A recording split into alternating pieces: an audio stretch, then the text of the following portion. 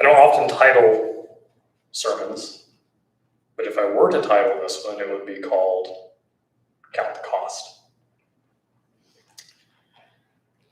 There's this saying that Jesus had in the New Testament, which was pick up your cross and follow me. I heard that. Obviously, as a Christian, you hear these repeat phrases, right? Christianese phrases, so to speak. And that was one of them. Pick up your cross, pick up your cross. And no one ever really dissected it for me.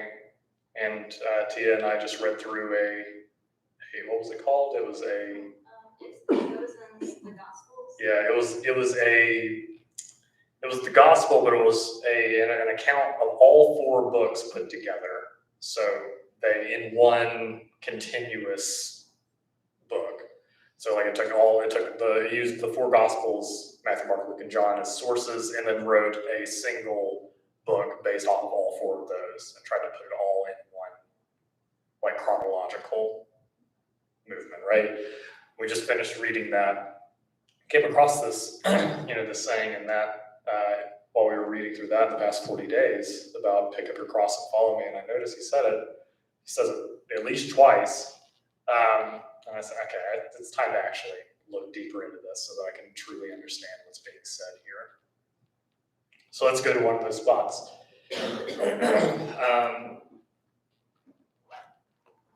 Matthew chapter 16, verse 24 is where we'll start. This is one of the times he says it. Matthew 16:24 says, "Then Jesus said to the disciples, if any of you wants to be my follower, you must put aside your selfish ambition, shoulder your cross, and follow me.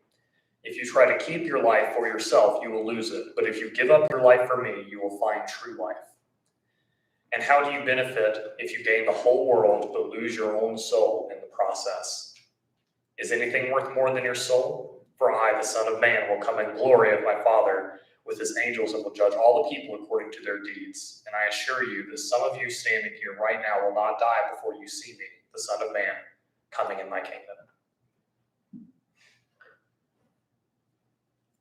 So to the disciples, this probably landed pretty clearly. They're living in, first century AD Jerusalem. So this imagery lands with them pretty well, but it didn't land with me for the longest time. I started dissecting it.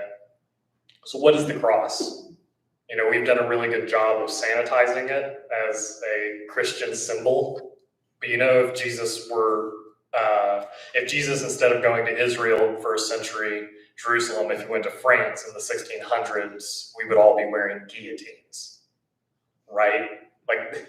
It was the standard execution of his day. Now we all wear it as a necklace. It's pretty gruesome. But the cross would have been understood as the capital punishment, the instrument of death. And any criminal that was going to be executed by Rome in this way, they had to literally carry the horizontal beam of the cross to their point of execution.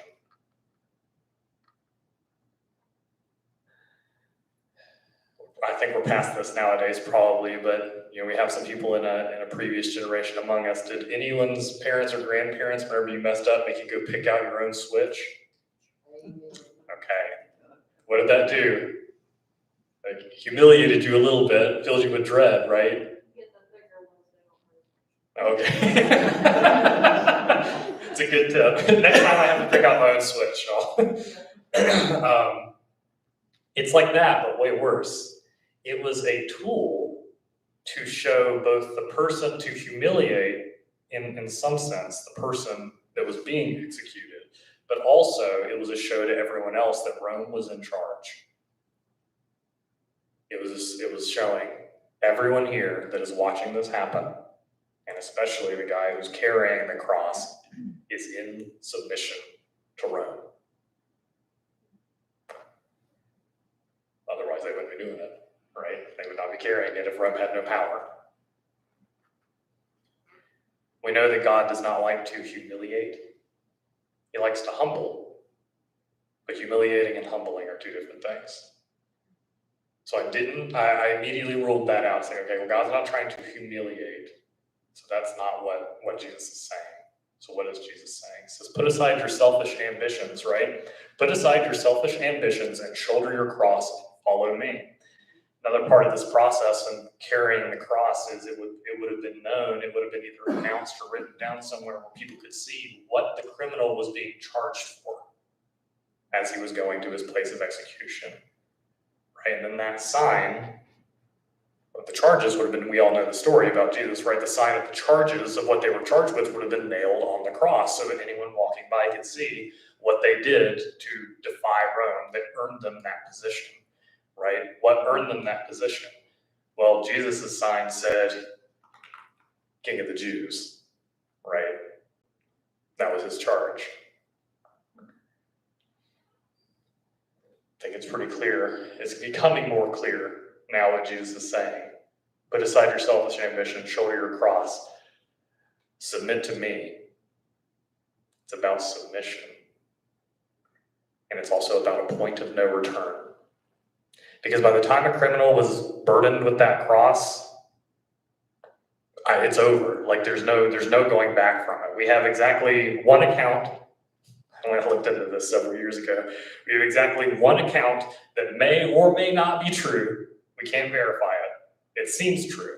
We have one account of somebody surviving a crucifixion, and he did not live for very long afterwards. Basically, one of his friends took him down off the cross and wrote down the extent of the injuries. And the guy did not live very long afterwards, but he survived the crucifixion. But it is meant to be a point of no return. It's a point of commitment towards the rest of your life. For someone carrying a cross, that's not very long. So we ask ourselves a question. Are we ready to be in a position where we have picked up the cross and we have committed to the rest of our lives in submission to Jesus? Are we ready to die for that? Are we ready to do what God is telling us to do? Consequences, leave to him. Despite the consequences, right? If we make up our minds now to saying yes to him, means I'm probably going to die for this, you become basically unstoppable as far as God is concerned. I want to put a different spin on this, though. That's all pretty gloomy, but I want to put a slightly different spin on it because we've been going back and forth for the past 2 weeks now about Jacob a little bit here and there, which is funny because like this whole thing actually started in Genesis with me. This message sort of started in Genesis with me. So let's go to Genesis. Genesis chapter 32. Because we have a moment, I believe this is a metaphorical demonstration of what it looks like to be emotionally bearing your cross. Because we see a turning point in Jacob in Genesis chapter 32.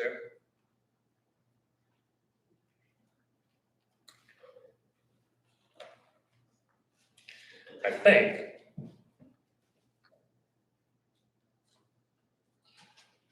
so. We all know who Jacob was. Jacob is one of the patriarchs. You know, he gets his name changed to Israel in this chapter, right? And Jacob was a deceiver. Jacob originally means he clings to the heel, or he grasps the heel, or metaphorically or figuratively, he deceives, right? That's what that name means.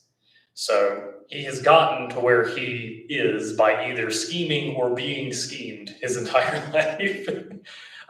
At least all the stories we have is basically him either cheating people out of things or being cheated by other people. And then we get to this moment where after he's starting to really turn around chapter 31, he stands up to his uncle, whose daughters he married, and he says, "No, listen, I've done right by you, and you've cheated me." And he stands up to him, which is pretty rare for Jacob. Stands up to him because he knows he's been wronged. And they walk away from it peacefully. But Jacob is basically now at the moment where he needs to go and make good or redeem himself to his brother who he cheated out of a birthright. So that's where we pick up. As Jacob and his household started on their way again, angels of God came to meet him. When Jacob saw them, he exclaimed, "This is God's camp." So he named the place Mahanaim. We don't really get anything elaborating on that, so we know that some angels met him, and what that means exactly, we're not sure. But he saw some angels, it was made apparent to him. So as far as he's concerned, he's camping with angels. Jacob now sent messengers to his brother Esau in Edom, the land of Seir. He told them, "Give this message to my master Esau. Humble greetings from your servant Jacob." All right, so before I go any further, I want to talk about the last time that he and Esau spoke. The last time they spoke, the last time they had contact with each other, Esau said, "As soon as my dad dies, I'm going to kill him." Because Esau had just been cheated out of his blessing, basically on his father's deathbed, more or less. Or at least late in his life, wasn't quite on his deathbed, but late in his life, Esau was cheated out of his father's blessing. So their mom, Rebecca, told Jacob, "I'd really rather not lose 2 sons in a day, so why don't you go hang out with your uncle in a different land for a while so that Esau won't kill you. And whenever Esau is not angry, I'll send a message to you so you can come home." Jacob has never gotten this message. That's where he is mentally with his brother. He's had no contact with his brother, who he last heard wanted to murder him. And he's been waiting on a message from his mom for about 20 years for his mom to say, "Hey, your brother's not bad anymore, you can come home." And he hadn't got it. So he's like, "All right, well, God told me to go back home. I hadn't got that message yet. I hadn't gotten the clear, so now I'm in a risky situation." So he sends this message to Esau ahead of him. "Humble greetings from your servant Jacob." Really already buttering him up, right? "I have been living with Uncle Laban until recently, and I now own oxen, donkeys, sheep, goats, and many servants, both men and women. I have sent these messengers to inform you of my coming, hoping that you will be friendly to us." So basically Jacob is saying, like, "Hey, listen, I know I cheated you out of all that stuff in the past, but now I'm rich. I'm not coming to you to ask for anything. I've got all I need.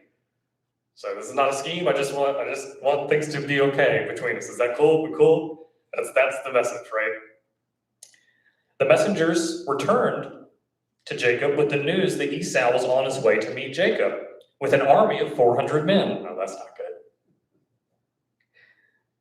Jacob was terrified at the news. He divided his household, along with the flocks and herds and camels, into 2 camps. He thought, if Esau attacks one group, perhaps the other one will escape.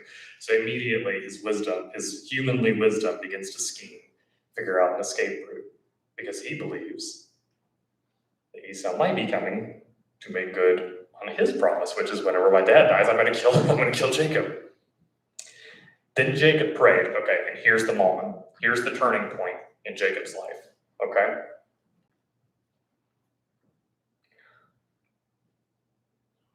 Clearly he's afraid. But he has a moment and he says, all right, I've done all I can in my human scheming. Now it's time to go to God. "Oh God, my grandfather of Abraham and my father Isaac, oh Lord, you told me to return to my land and to my relatives, and you promised to treat me kindly." We get a very good model of how we should pray based on this prayer. You go to God humbly, and you go to God reminding him of things he has already said to you. So what he just said, he said, "God, you told me to go back to the land, and you promised to treat me kindly. I'm not worthy of all the faithfulness and unfailing love you have shown to me, your servant, when I left home. When I left home, I owned nothing except a walking stick, And now my household fills 2 camps. You hear that humility. I'm not worthy of all the faithfulness you have given me, and I recognize that you have blessed me. And you promised to take care of me, right? So it's praise in a way, but it's also reminding God of the promise. Oh Lord, please rescue me from my brother. I'm afraid that he is coming to kill me along with my wives and my children. But you promised to treat me kindly and to multiply my descendants until they become numerous as the sands among the seashore, too many to count. And Jacob stayed where he was for the night and prepared a present for Esau. 200, listen how big this is a lot even today. 200 female goats, 20 male goats, 200 ewes, 20 rams, 30 female camels with their young, 40 cows, 10 bulls, 20 female donkeys, and 10 male donkeys. He is buttering Esau up. He's trying to at least have said, well, if Esau is still angry, maybe I can bribe him out of his anger. He told his servants to lead them on ahead, each group of animals by itself, separated by a distance in between. So basically, he's taken these animals, he's taken this gift, and he's spaced it out, and he's put some here, some here, some here, some here. So Esau, as he's coming to Jacob, he gets a little piece of gift at a time. So it's like whenever on Christmas morning, as a kid, you're unwrapping your presents and you move a big one, and there's another one behind that one. I wasn't even expecting that one. That's the strategy, right? He gave these instructions to the men leading the first group.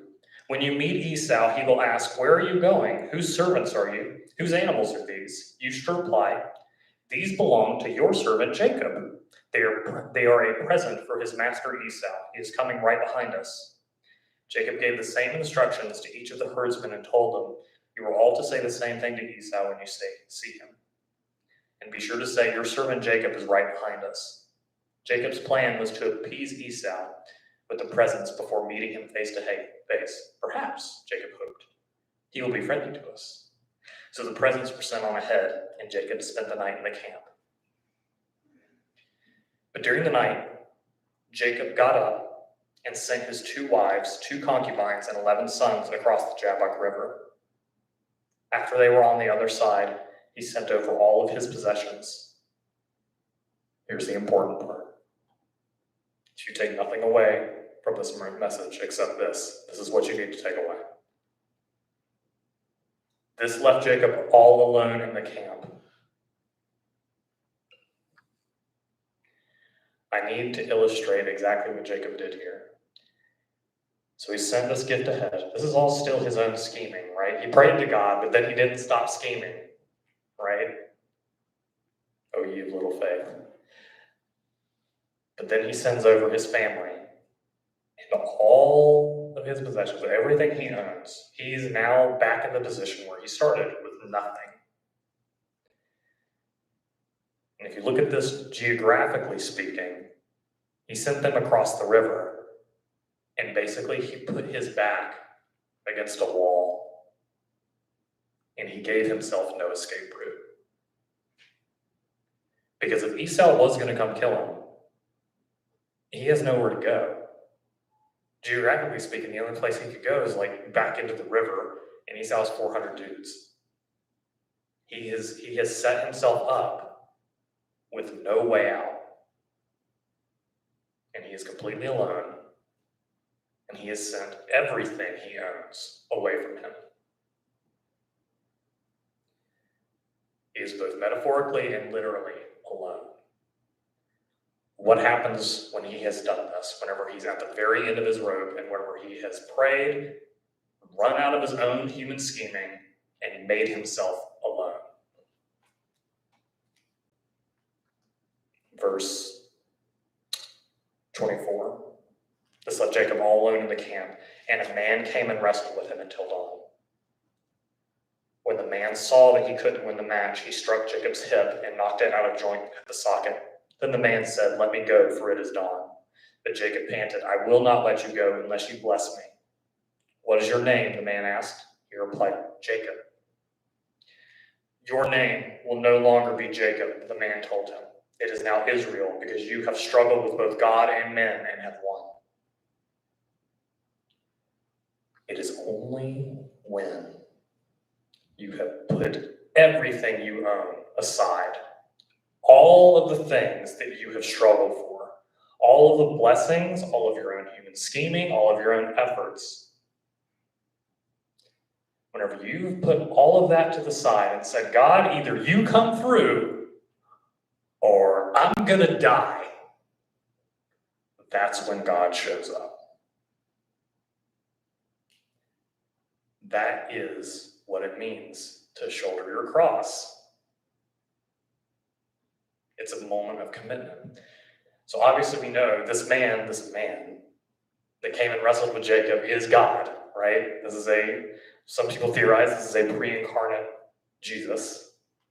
I like that theory. It doesn't say anything concrete about that, but I like that theory a lot.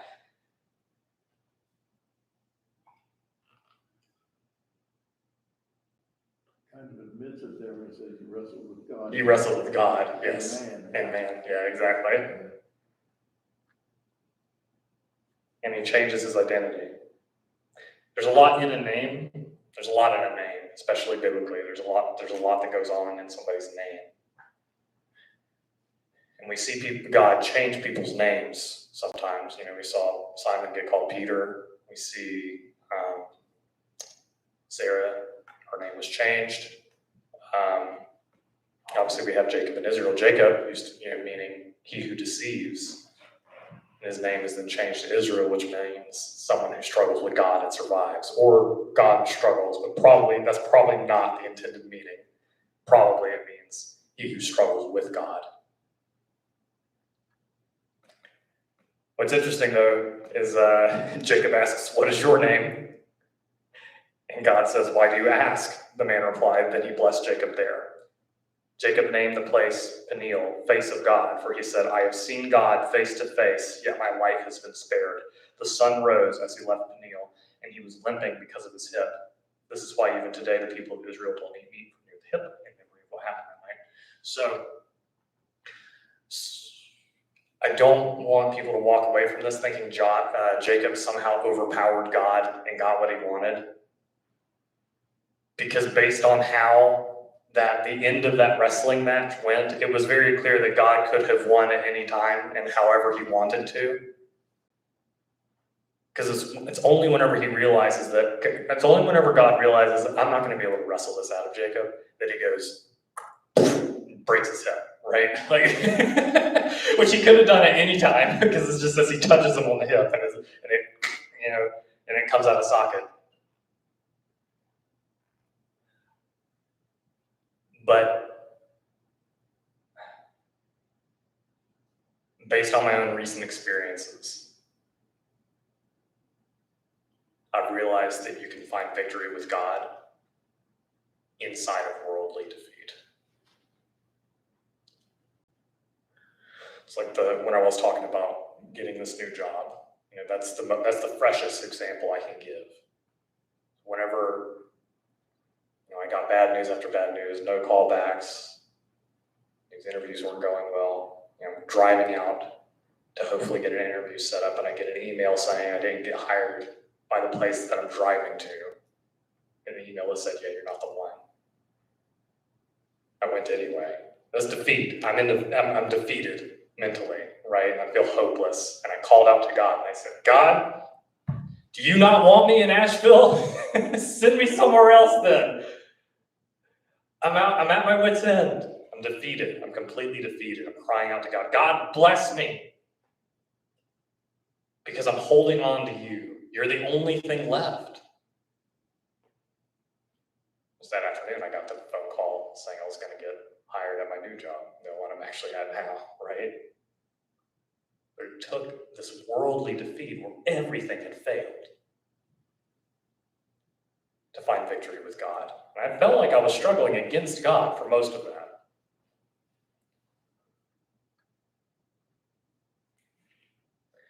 To put a little bit more character to how this may have looked, You don't have to flip there, I'll read it to you. Hosea chapter 12, verses 3 through 5 tells us exactly how Jacob asked for his blessing, because we think, that he was like holding on to God, had God in a headlock and said, no, you got to give me a blessing. I'm not going to let you go until he did. That's not what happened. Listen to what Hosea says. Before Jacob was born, he struggled with his brother. When he became a man, he even fought with God. Yes, he wrestled with an angel and won. He wept and pleaded for a blessing from him. So we know that Jacob was seeking this blessing tearfully. It doesn't sound like a worldly victory to me, like he won a wrestling match. It sounds like victory in a much different way. He won not because of him actually winning a fight. He won because of the results of who he became.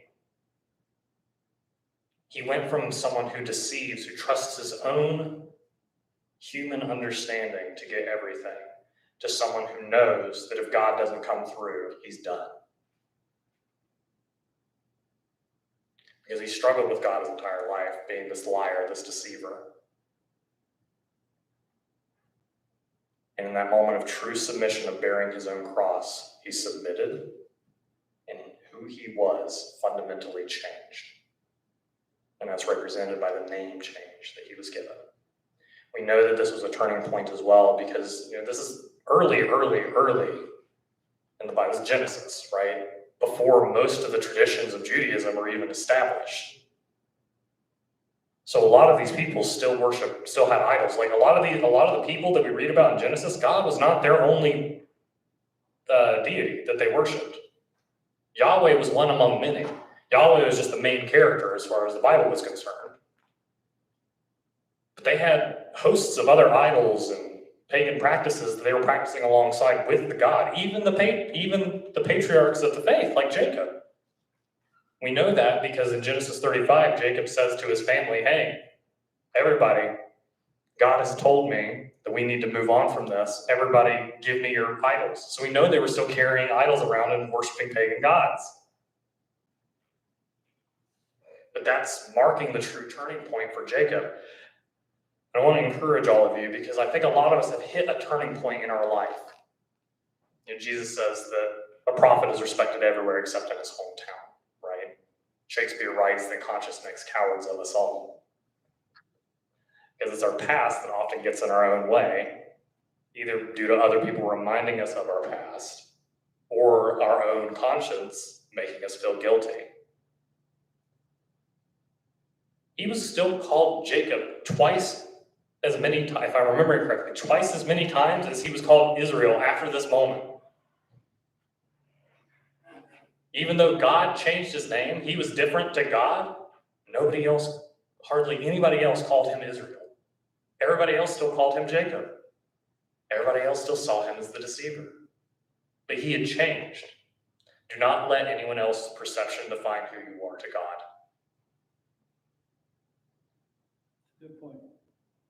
It's a very important point. Mm-hmm. It's something I missed until I read through the rest of the story, is that I was like, well, hang on, if he was supposed to be called Israel, why is everyone, and even in the text, whoever wrote it down still called him Jacob after this moment? Like later, whenever he, in Genesis 35, whenever he has this moment where he says, everybody give me your, God says we're going to a different place, everybody give me your idols. They all give him the idols and the earrings and the good luck charms and all that, and he buries it. It says God shows up again. This is in Bethel when this happens. God shows up again in Bethel and reminds him. He says, from now on, you're to be called Israel. And then in the text, the narrator writes, so then Jacob went somewhere else. Like, so we can't even the narrator doesn't call him by the name that God gave him? That's what it feels like. That's what it feels like transitioning out of our old habits sometimes. Everybody wants to have input and remind us, well, don't you know where you came from? I am painfully aware of where I came from. Are you kidding me?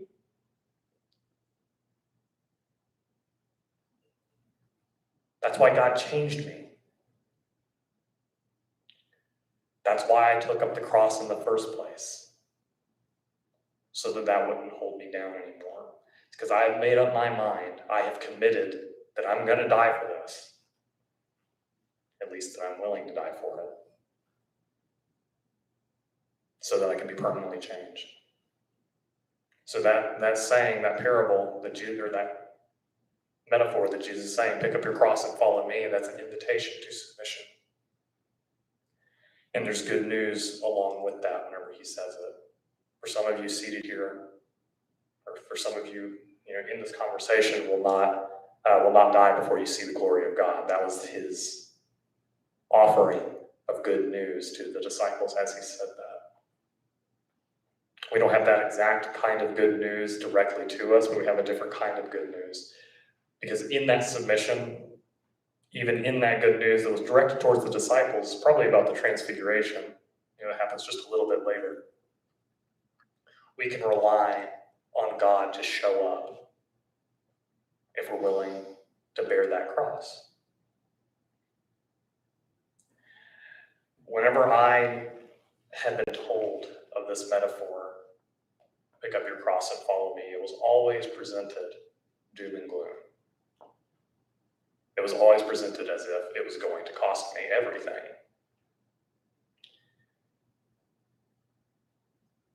And what I've come to realize, and it might,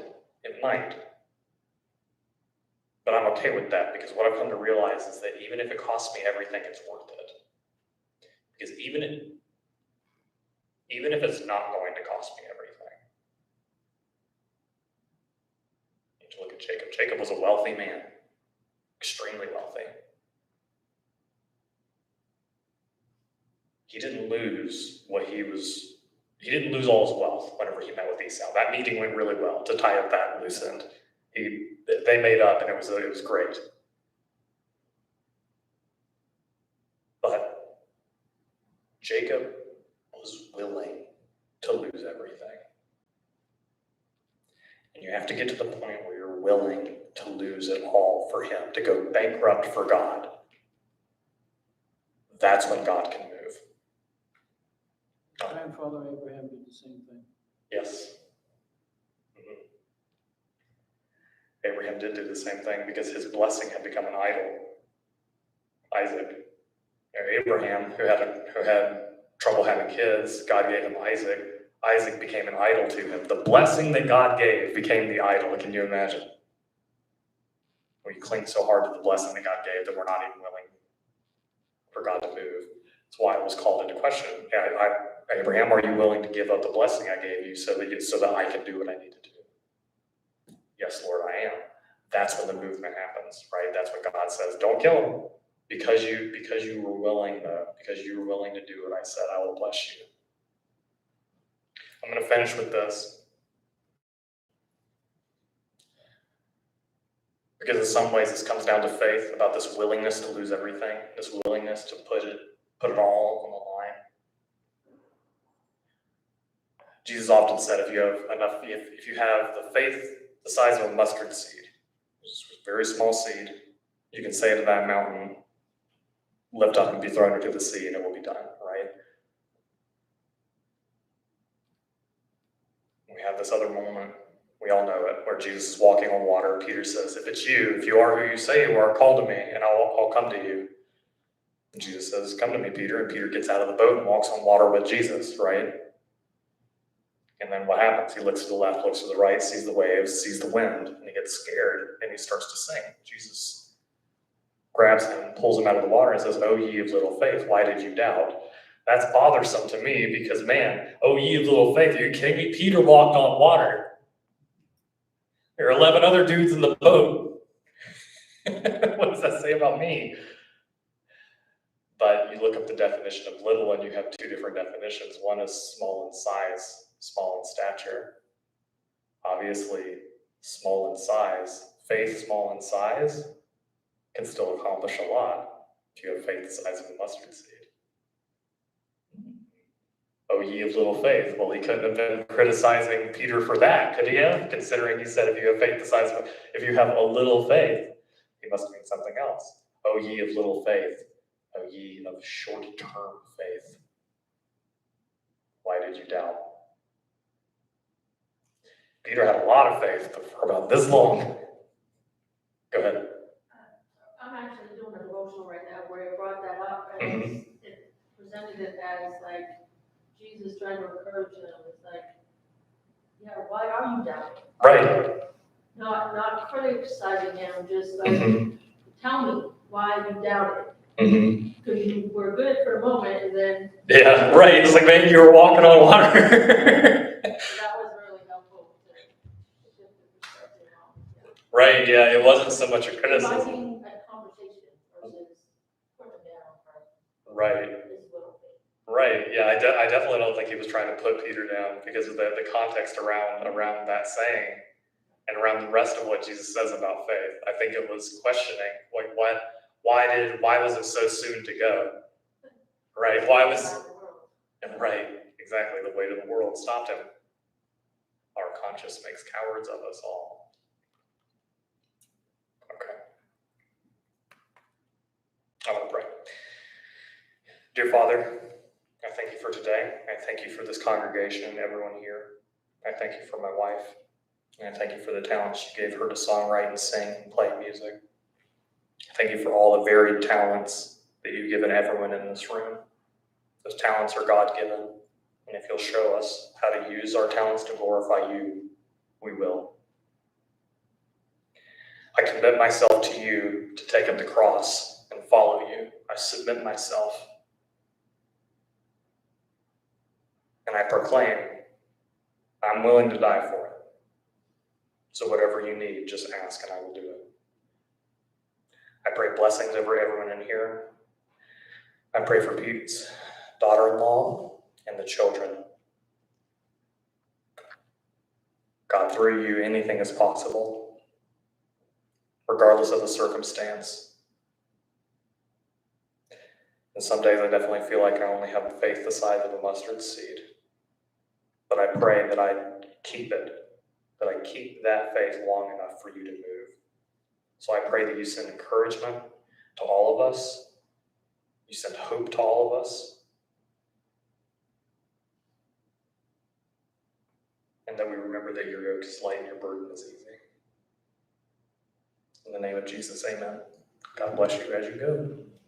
Can you just see that message? I haven't seen that message. You've been alerts. You also. Yeah. If you've been alerts, there's a message there. Just a second. It just comes out of it. Yeah, look at you. That's right.